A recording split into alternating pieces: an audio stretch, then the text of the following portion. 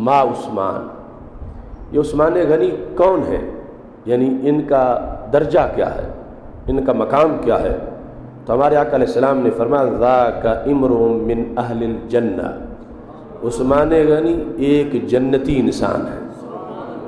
رسول اکرم نور مجسم شفیع معظم صلی اللہ علیہ وسلم نے جس وقت حضرت عثمان غنی رضی اللہ تعالیٰ عنہ نے صحبا اونٹنی پیش کی تھی،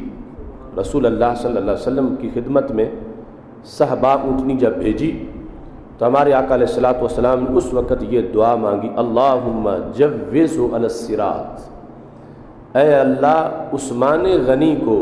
اس اونٹنی کے عوض میں پل صراط سے پل بھر میں پار گزار دے۔ سید عالم نور مجسم شفیع معظم صلی اللہ علیہ وسلم جس وقت جنگ تبوک کے موقع پر حکم دیا کہ دور جانا ہے، جو کہ سب سے دور جا کر یہ جنگ لڑی گئی تھی، اور اس کے لیے فنڈ ریزنگ کا اعلان ہوا، اور سب سے زیادہ فنڈ حضرت عثمان غنی رضی اللہ تعالیٰ نے پیش کیا۔ اس موقع پر ہمارے آقا علیہ السلام نے فرمایا ما ضر عثمان ما عمل بعد هذا اليوم، آج کے دن کے بعد وفات تک حضرت عثمان غنی رضی اللہ تعالیٰ عنہ کا کوئی فعل ان کو نقصان نہیں دے سکتا، یعنی ان کا ہر فعل ان کی بلندی درجات کا باعث بنے گا، اور کوئی فعل بھی حضرت عثمان غنی رضی اللہ تعالیٰ عنہ کو نقصان نہیں دے سکتا۔ حضرت عثمان غنی رضی اللہ تعالیٰ عنہ نے نبی اکرم نور مجسم شفیع معظم صلی اللہ علیہ وسلم سے بار بار جنت کو خریدا۔ ایک حدیث میں اشترا عثمان الجنت من رسول اللہ صلی اللہ علیہ وسلم مرتین، حضرت عثمان غنی رضی اللہ تعالیٰ عنہ نے رسول اللہ صلی اللہ علیہ وسلم سے 2 بار جنت کو خریدا۔ ایک بار مرتن ہین جہازہ جیش الاسرا، جب تنگی کے لشکر کو یعنی تبوک والے لشکر کو تیار کیا، اس کا ساز و سامان پیش کیا، اس وقت بھی جنت کو خرید لیا۔ اور دوسرے موقع پر جس وقت بیر روما وہ جو کنواں تھا وہ خرید کے مسلمانوں کے نام وقف کر دیا۔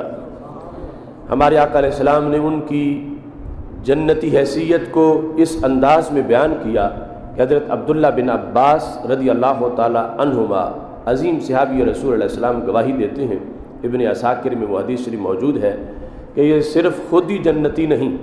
بلکہ اللہ نے ان کو جنتی بنانے کا کوٹا بھی عطا کر دیا۔ وہ کوٹا کتنا بڑا کوٹا ہے کہ ہمارے آقا علیہ السلام نے ارشاد فرمایا لا يدخلن بشفاعت عثمان 70,000، کہ حضرت عثمان غنی رضی اللہ تعالی عنہ کی شفاعت پر 70,000 افراد کو جنت دی جائے گی۔ اتنا بڑا کوٹا ہے ان کا۔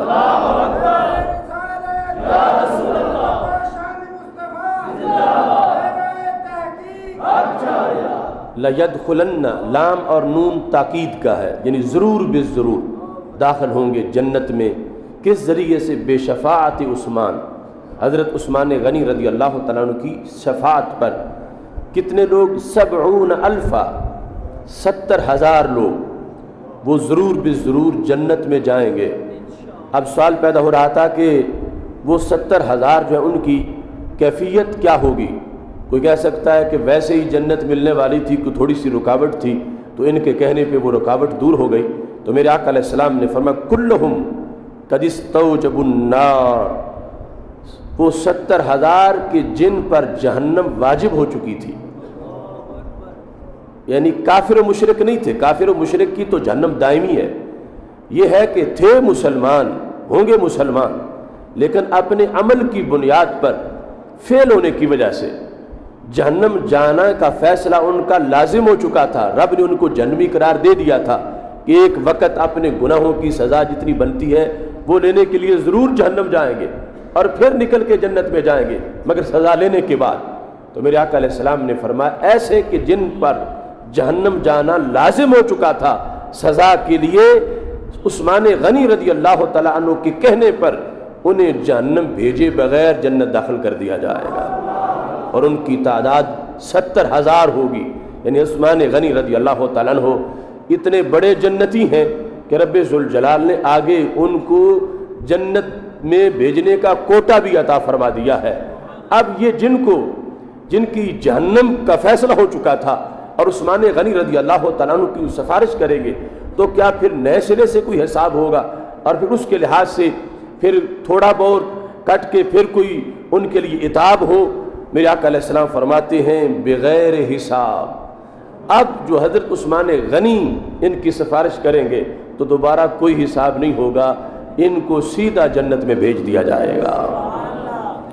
تو یہ فضائل عثمان غنی رضی اللہ تعالیٰ عنہ یا فضائل مولا علی رضی اللہ تعالیٰ عنہ یہ صرف سنی زبان ہی بیان کر سکتی ہے۔ اب حضرت عثمان غنی کے بارے میں رافضی یہ کیسے حدیث بیان کرے، اور خارجی جو ہمارے نبی علیہ السلام کی شفاعت پر یقین نہیں رکھتا اور جو یہ کہے اپنی تقریروں میں کہ قیامت کے دن تو اللہ کے نبی کو کوئی پتہ نہیں کہ میرے ساتھ کیا ہوگا معاذ اللہ، وہ کس منہ سے یہ حدیثیں بیان کریں؟ یہ سنی صرف تیرا ستھرا عقیدہ ہے کہ جو یہ واضح کر رہا ہے کہ جن کے غلام کی اتنی بڑی شان ہے تو آقا کی کتنی بڑی شان ہوگی۔ حضرت عثمان غنی رضی اللہ تعالیٰ عنہ سرکار کی غلامی کی شرف سے یہ شان پائی ہے، کیونکہ ہمارا اہل سنت کا عقیدہ ہے کہ آل و اصحاب علیہم رضوان میں سے جسے جو بھی شان ملی ہے، جتنی بھی ملی ہے، نبی علیہ السلام کے صدقے میں ملی ہے، سرکار کی نسبت سے ملی ہے۔ تو حضرت عثمان غنی رضی اللہ تعالی عنہ کو جو شرف ملا ہے سرکار کی نسبت کا، اس کی بنیاد پر یہ شان ہے۔ جن کے غلام کو، وزیر کو، جن کے عظیم داماد کو یہ شان ملی کہ ان کے کہنے پر 70,000 جہنمیوں کو جنت مل جائے گی، تو میرے آقا علیہ السلام کی اپنی سفارش کا عالم کیا ہوگا کہ آپ جو شفاعت کریں گے اپنی امت میں، اپنی امت کے افراد کی، تو وہ کس انداز کی ہوگی۔ اس مقام پر حضرت عثمان غنی رضی اللہ تعالی عنہ کے لحاظ سے جو کتب احادیث کے اندر تفصیلاً احادیث موجود ہیں، طبرانی نے موجم کبیر میں اور موجم اوسط میں یہ روایت کیا ہے کہ حضرت عبداللہ بن مسعود رضی اللہ تعالیٰ عنہ کہتے ہیں کننا مع النبی صلی اللہ علیہ وسلم فی غزات، ہم ایک غزوہ میں رسول اللہ صلی اللہ علیہ وسلم کے ہمراہ موجود تھے، فَأَصَابَ النَّاسَ جَهْدٌ، تو بھوک کا مسئلہ بن گیا، حَتَّى رَأَيْتُ الْكَابَةَ فِي وُجُوهِ الْمُسْلِمِينَ، یہاں تک کہ بھوکے رہ کے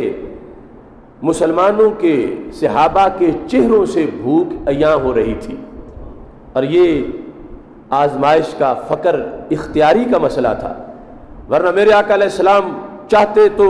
صفہ والوں کا ناشتہ روزانہ جنت سے آ جاتا، لیکن قیامت تک کے بھوکوں کو شرف بخشنا تھا کہ اگر ان عظیم لوگوں نے بھوک کاٹی ہے تو تم کاٹ لو تو کوئی بات نہیں۔ تو میرے آقا علیہ السلام کی ہمراہ موجود ہیں صحابہ، اور بھوک کا بڑا مسئلہ بن گیا ہے، اور صحابہ نے بارہا یعنی اپنے قدم کانٹوں سے سلائی کیے،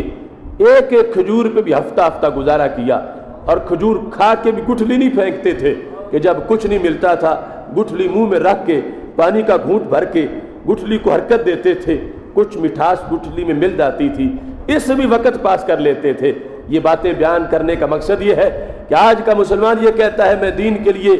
اگر وقت دوں تو دین نے مجھے کیا دیا ہے، میرے پاس تو مراعات نہیں۔ ارے وہ صحابہ جن کو وقت پہ کھانا بھی نہیں ملتا،